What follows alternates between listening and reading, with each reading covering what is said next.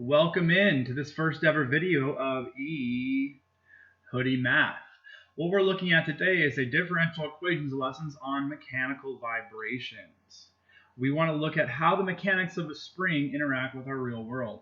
And to keep this video short, let's get it short and sweet. I made up a little rap for you guys. That rap goes like this. Put in your earbuds, let's initiate this. It's time and place for your educational greatness. Whoa! Let's get going. Mechanical vibrations.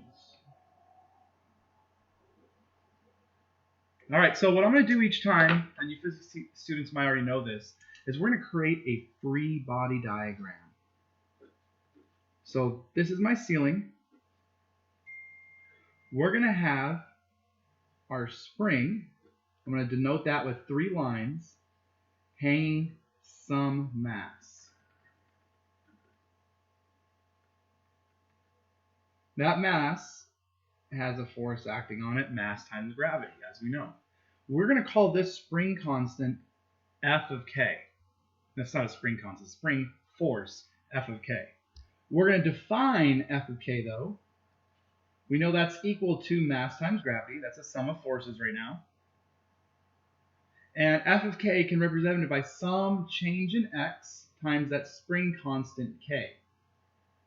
Those are proportional. So the change in X is equal to the mass times gravity divided by that spring coefficient, K. All right, so let's talk a little bit more. We could also have some other forces acting on this. We also might have some dampening force, F of D. I'll define the dampening force here.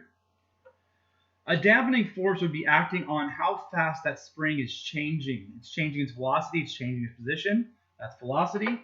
And so instead of writing velocity, we're just going to write it as x prime. Now, some constant c is acting on our velocity. That one's locked in. We're good to go. We'll do some more changes with f of k in just a moment. Now, we also might have somebody holding this down, this mass, this spring. We could have some kind of tension. Somebody else could be acting on this function. I could be pulling and then letting go, pulling, letting go, some kind of sine wave. So we could also have some external force acting on the object, on our mass.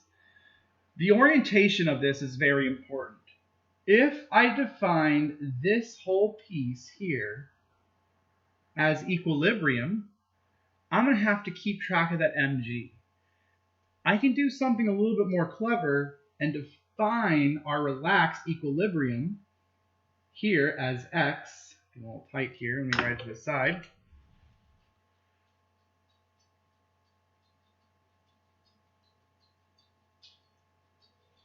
So that's going to be our equilibrium point x.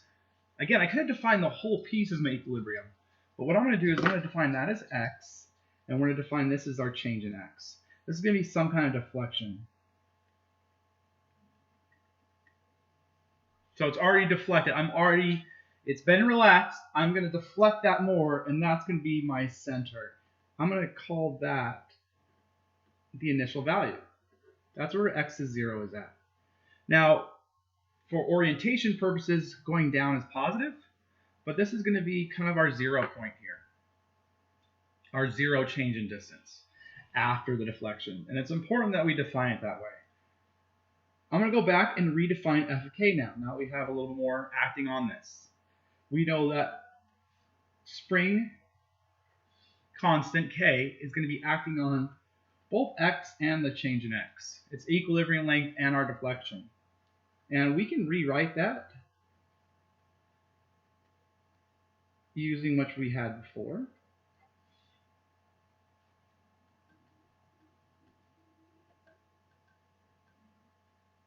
All right, so now we have kx plus mg or mg plus kx. So we want to come up with the sum of our forces. We know that the sum of forces is equal to mass times acceleration. Of course, we're not going to use a. What are we going to use? 3, 2, 1. Just like we use x prime for velocity, we're going to use x. Say it with me now, x double primo. Oh, you probably said double prime, didn't you? All right, so sum of forces. Now I'm going to move this to the left side. And I'm going to write the sum of forces on the right side. So knowing that this is positive in the down direction, mg would be positive. Ft would be positive. Woohoo. Fk would be negative.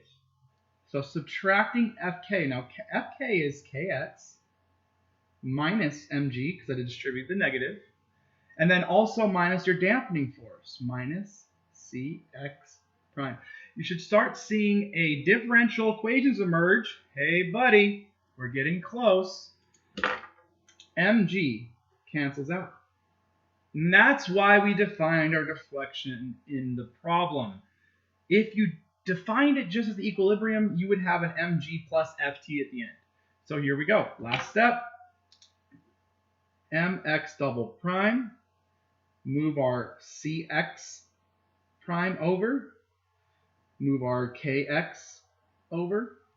And we have Ft left. So when Ft, there's no external forces acting on the object, we're going to have a homogeneous system.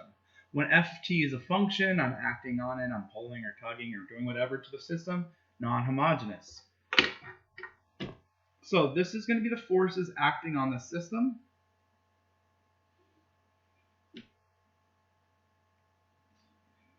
Whatever force acting on the system is going to be equal to the external force.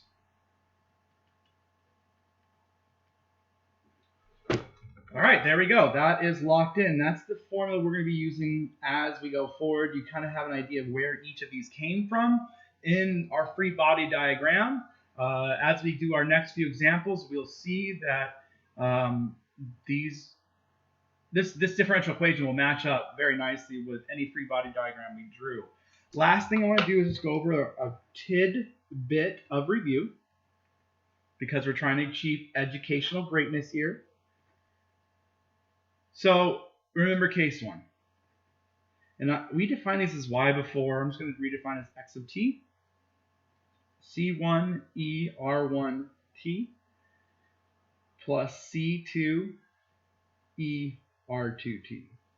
Just remember case 1, polynomials quadratic. Case 2, C1 e to the r2. Remember, this is when we had r equal to the same value. So we had to define it with an extra variable, t, right there. And remember, when it's imaginary, we had r equal to a plus bi, where x of t equaled e to the at.